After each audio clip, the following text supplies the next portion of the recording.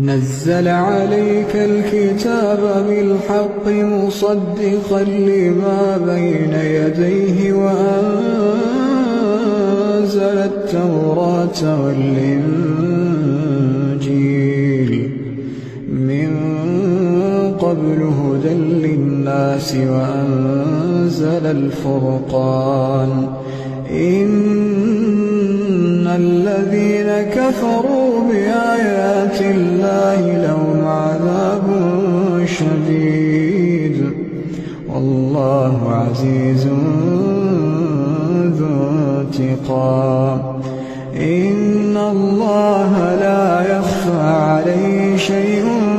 في الأرض ولا في السماء